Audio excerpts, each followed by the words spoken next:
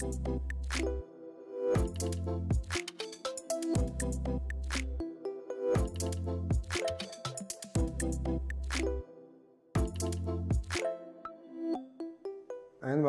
social governance sú tri písmenka, ktoré niektorým naháňajú hrôzu, niektorým naháňajú v podstate strach, čo to všetko prinesie, ale principiálne je to len o tom, aby sme sa správali zodpovednejšie a dbali na to, aby sme našu planétu zanechali pre ľudí, pre naše deti obyvateľnú alebo obyvateľnejšiu aspoň.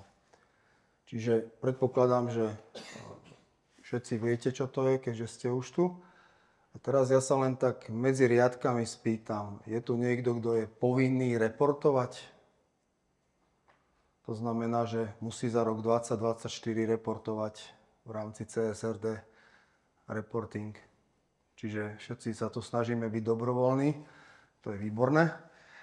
Takže, čo ponúkame ako spoločnosť? V podstate ponúka to viacero spoločností, ale náš prístup je k tomu iný celkom. Čiže poskytujeme unikátne riešenia až po vlastne certifikáciu. Certifikáty ESG platia spravidla rok, čiže majú nejakú ohraničenú dobu.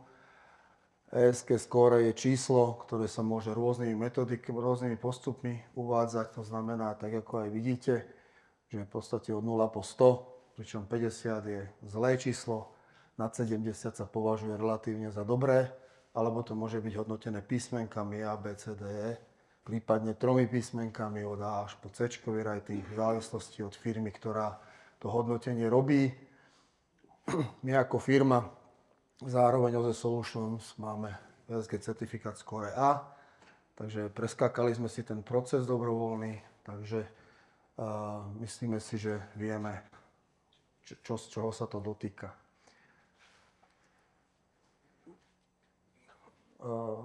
Je to tu nejak rozdelené, ja to nechcem moc rozoberať, lebo to, že už všetci proste nejakým spôsobom ste sa s ním stretli, ale v podstate ten environment, to životné prostredie sa dotýka hlavne vlastne zníženia uhlíkovej stopy, a potom odpadového a vodného hospodárstva, sociálna oblasť, čiže podpora rozvoja zamestnancov, komunitné správanie sa, rovnosť a diverzita na pracovisku, a governance, transparentnosť, riadenie, etika, zhoda, komunikácia.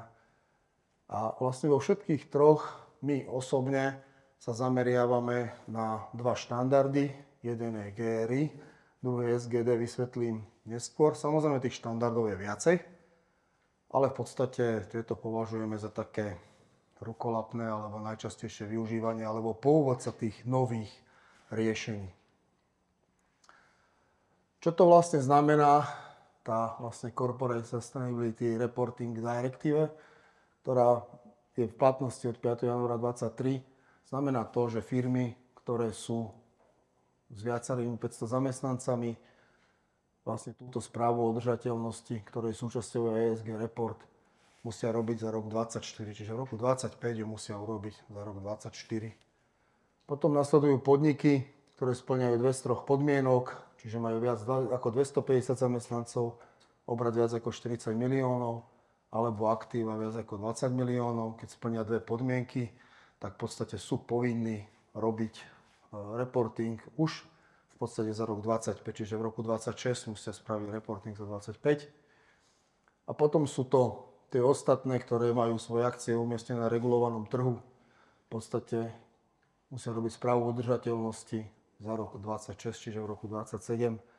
A potom sú tí ostatní, o ktorých hovoríme, že síce ako sú neni povinní, ale vzhľadom na to, že drvivá väčšina tých väčších, hlavne väčších firiem robí pre spoločnosti, ktoré budú povinné to reportingovať, tak sa ich to vlastne dotýka a priamo to padá aj na ich hlavy a budú musieť s tým niečo robiť.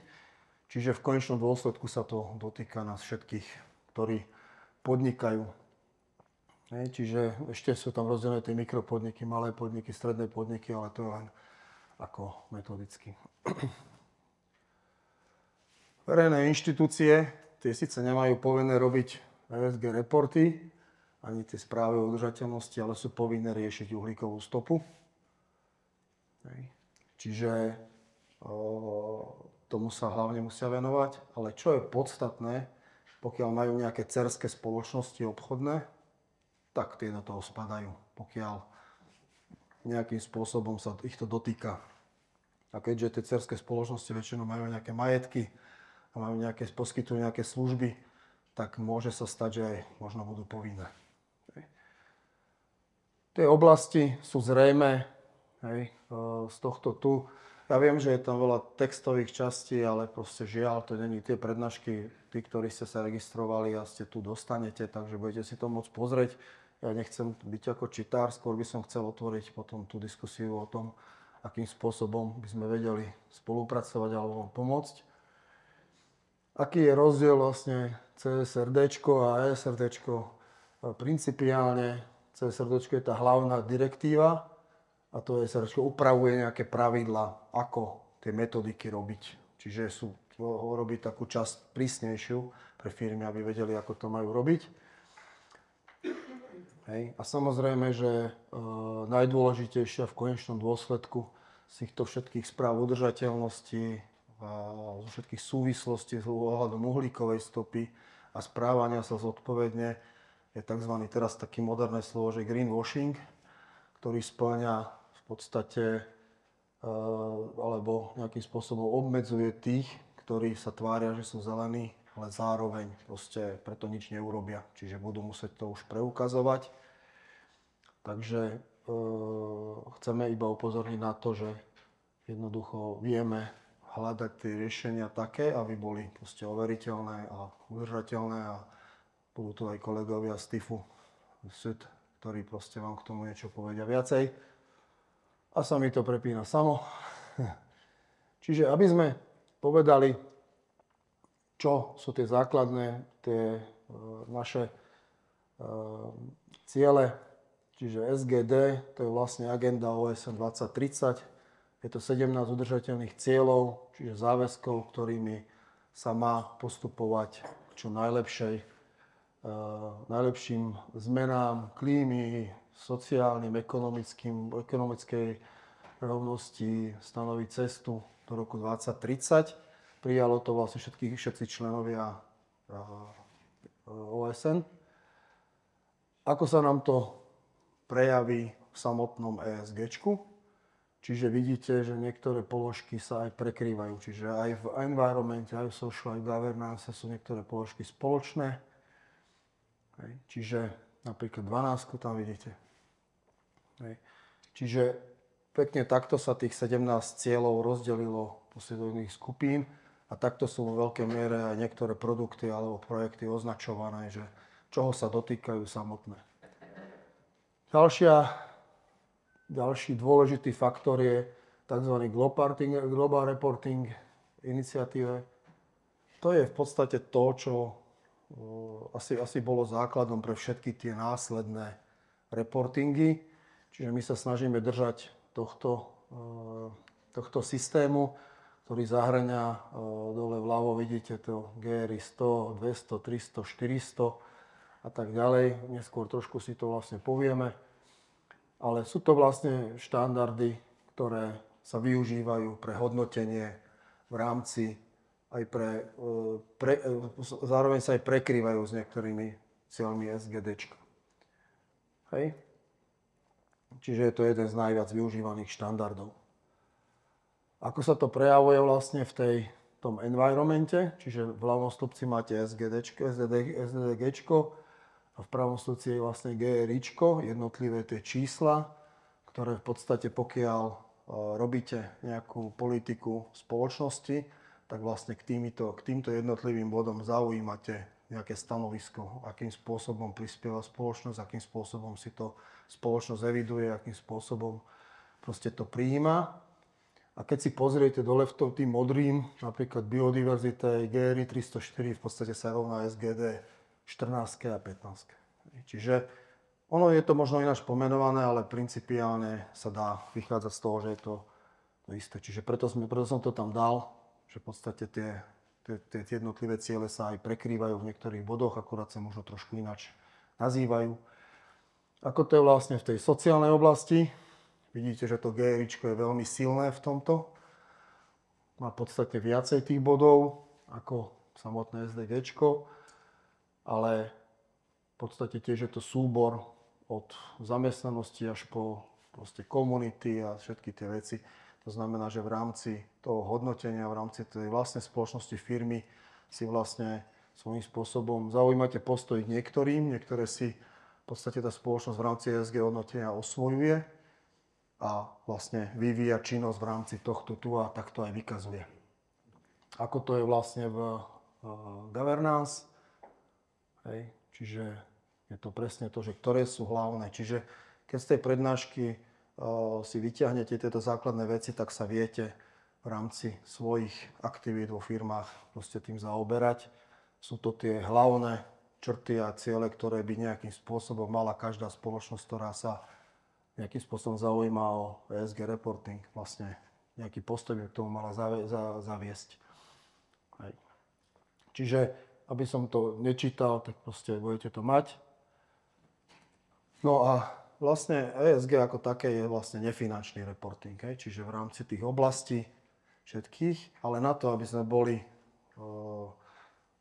mali dobrú značku, aby sme boli dobrou firmou pre všetkých partnerov, či to sú naši odberatelia, dodávateľia, banky, poisťovne a v podstate štátne inštitúcie, tak vlastne tie nefinančné reporty, kedy sme to nazývali nejaké podrobné výročné správy, ale je to pomenované asi takto. Čiže ukazujú vlastne v rámci toho nefinančného hodnotenia, tých troch parametroch sa vlastne poskytujú aj finančné hodnotenia, ktoré v podstate sú výrazným spôsobom hovoria o tom, ako firma vlastne funguje. Čiže nie sú to len nejaké tie povinné zverejňovanie na Finstate, ale sú tam trošku aj viac niektoré veci spomenuté, čiže tržby, výnosy, čo to robí v rámci toho samotného reportingu, náklady, výdavky, ziskavosť, hej, čiže peňažné toky, aktíva, pasíva, kapitálová štruktúra, ROIčko, návratnosť investície, environmentálne finančné ukazovatele, hej, čo je investície do environmentálnych projektov, ako sú to tam zohľadnené, CAPEX, OPEX. Čiže toto sú vlastne funkcionality alebo činnosti, ktoré keď si v podstate prečítate tie texty, tak viete aspoň, kde sa to pohybuje a už vaši účtovníci alebo finančníci by mali vedieť, čo s tým, ako s tým naložiť vzhľadom toho celého. A vlastne tieto ukazovateľe majú hlbší pohľad, ako spoločnosť vlastne alokuje svoje zdroje, prijíma opatrenia a zlepšuje svoje ciele udržateľnosti. Hej. Samozrejme dôverytnosť tých, čo sú už verejne obchodovateľné, majú nejakých spoluinvestorov, tam ten dôraz je veľmi, veľmi kladený na to, ako je tá firma transparentná, všetky štruktúry, aké tie peňažné toky bežia v tej spoločnosti, ako vlastne sú plánované tie investície, porovnanie plán s realitou alebo so skutočnosťami, to všetko sa vlastne zahŕňa do tých správ. A je to veľmi dôležité, že keď ten investor sa na to pozrie, tak je to v súlade s účtovnými dokladmi, účtovne v súlade s tými nefinančnými prijímanými vecami. Tak v konečnom dôsledku proste tí investori dokážu pochopiť, že, kde sa pohybuje tá spoločnosť a verifikovať tie data cez proste verejné portály, kde sa vlastne tie finančné, nefinančné veci zverejňujú, čiže tie povinnosti. Čiže keď chcem investovať do niečoho, tak musím vedieť do čoho. Čiže musím vidieť, ako tá firma pokračuje, napreduje, progres, aké má plány, aké má ciele, aké má ambície, ako dokáže v tých spätných rokoch tie ambície naplňať. Čiže nie len povedať si, že chcem 1 000 000 a potom mám 100 000. Čiže aj to sa posudzuje. Takže treba proste to robiť tak, aby to bolo pre investorov čitateľné a aby tam bol zaznamenávaný ten, čo všetci očakávajú, rast a zisk. A čo znamená, keď proste sa niektorí na to, jak sa hovorí, vykašľú, alebo ich to nezaujíma, ale povie, že sa ich to nedotýka. Čiže pokiaľ firmy odignorujú tie nové regulácie týkajúce sa ekológie, udržateľnosti a korporátnej zodpovednosti ESG, môžu očakávať v budúcnosti vysoké finančné straty. To už dneska je publikované vo všetkých sférach. Hej. Čiže horšie úverové podmienky, už dneska sa to pohybuje v podstate od 0,5% do 2%. Čiže miesto toho, aby ste mali nejaký kontokorentný úver na úrovni 5, 6, možno 4%, 7%, tak to máte 9% a tak ďalej. Pokiaľ ho dostanete, samozrejme. Pretože to hodnotiace kritérium cez banky je v podstate aj to, či niečo robíte ohľadom na tieto fakty. Vyššie poistné platby, pretože príklad, pokiaľ máte nejakú zavedenú politiku, tak poisťovňa v podstate takisto vlastne robí pre vás nejaké služby a vy keď na to v úvodzovkách kašlete, tak tá poisťovňa to musí riešiť v rámci svojho ESG a v rámci svojej uhlíkovej stopy. Čo to znamená? No to poistné bude drahšie. Hej. Pokiaľ robíte tú politiku, tak to poistné proste môže byť lacnejšie. Hej. A samozrejme čoraz väčšom meradle, preto aj poslednú prednášku máme ESG vo verejných obstarávaniach, čoraz častejšie začína sa objavovať nejaké názory, že ako to ESG zahrnúť v podstate do európskych zákaziek, ktoré vlastne financuje Európska únia, alebo štátnych zákaziek, kedy vlastne štát sa zaviazal do roku 2050 mať uhlíkovo neutrálnu politiku a zavedenú. Čiže v rámci toho, ale to budeme v rámci toho CO2 hovoriť. Hej. Čiže možno za 2-3 roky sa firmy nedostanú k štátnym zákazkám, nebudú plniť základné kritériá, ktoré sú vlastne na vylúčenie. Hej. A samozrejme tých tlak firiem povinných reportovať na dodávateľov s cieľom znížiť svoju uhlíkovú stopu, lebo v rámci toho skopu trojky v podstate dodávateľ, keď to nerieši, tak im to všetko nejakým spôsobom tam narastá. A naozaj sme mali prípad, kedy v podstate nemenovaná poisťovňa mala svoju uhlíkovú stopu 350 tón a uhlíkovú stopu, ktorá vznikla produktami, ktoré poskytuje cez 1800 tón. Čiže naozaj v rámci toho skopu 3 to môže byť veľmi diametrálny rozdiel v poskytovaní za svoje služby a vlastné samotné spotreby. Hej. A samozrejme zvyšujúci tlak na znižovanie uhlíkovej stopy v podstate tlačí hore aj cenu CO2 offsetov alebo náhrad po slovensky. Hej. A čo je podstatné, že dekarbonizácia alebo výpočty uhlíkovej stopy alebo iné súvisiace opatrenia v rámci uhlíka a v rámci ESG sa nedajú robiť na počkanie.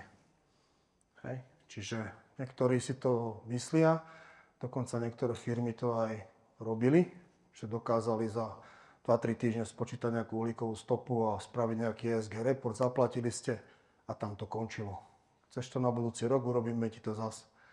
Ale aj proti tomuto vznikajú čím ďalej viac a viac opatrenia, aby sa takéto niečo nedialo, aby sa to robilo poriadne. Čiže je to dlhodobý proces a čím skôr z tej firmy začnú, tým tie dopady budú menšie. Prečo s úsmevom?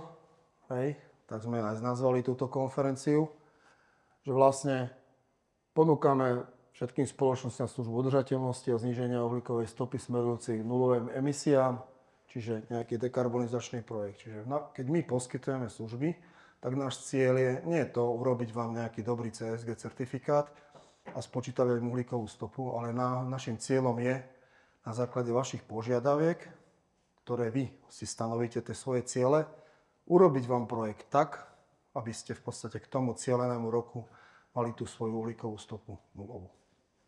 Hej. Čiže my sa na to pozeráme od konca vašeho začiatku. Takže toto je základ. Čiže vytvorili sme celý blok opatrení a podmienok, povieme si viac k tomu v druhej časti. Investovanie do zelených technológií, čiže technologické offsety, obnoviteľné zdroje energie, pomáhanie, vytváranie spojenia medzi zamestnávateľmi s mestami, kde pôsobia pre zníženie dopadu na lokalitu, kde podnikajú, čiže v rámci sociálnych aspektov. Hej, investovanie do výsadby stromy a znižovania CO2, čiže tzv. Zelený offsetový program, ktorý je v súčasnosti najviac diskutovaný, pretože je to v podstate jediný možný, ktorý na konci toho dňa vám pomôže znižiť tú uhlíkovú stopu na nulu. Pretože je veľmi, veľmi málo spoločností, ktorí dokážu mať opatrenia spraviť tak, aby bez nejakých zelených offsetov a zelených technológií dokázali sa dostať na nulu. Hej. Čiže zároveň je to vytvorenie zamestnaneckých príležitostí v tretích krajinách, čiže v rámci tej agendy OSN, ktoré samozrejme vieme verifikovať, vieme to nejako preniesť, potvrdzovať tým firmám tak, aby v rámci ESG reportov proste to mali a vytvárame online školenia zamestnancov SGD, GRI, pretože aj zamestnanci vo firme musia vedieť, čo tá firma robí. Nemôže nastať situácia, že spýtajú sa zamestnanca, čo je GRI a on povie, čo ja viem. Gusto, Rudo a Igor. Čiže naozaj tak, aby sme jednoduchým spôsobom, čo najmenšou inváziou, najväčším zaťažovaním proste povedali tým zamestnancom vo firme, že tak firma sa venuje aj takéto aktivite, lebo veľakrát zamestnanci niektorí ani nevedia o tom. A samozrejme zároveň využívame to aj na to, aby sme zistili, aký uhol pohľadu zamestnancov na túto politiku, aby sa mohli spraviť opatrenia, ktoré zlepšia názor tých niektorých zamestnancov na túto problematiku. No a to je taký záver vlastne tejto prvej časti a stretnete sa s týmto obrázkom viacej. A toto je vlastne to, čo my ponúkame ako Carbon Free. A to je vlastne tie obnoviteľné zdroje energie, čiže CO2 znižujúce projekty. A potom je to tzv. Sekvestračné projekty, zalesňovanie CO2 pohľcujúce projekty. Čiže ďakujem vám za pozornosť, dúfam, že som vás neunavil tými textami.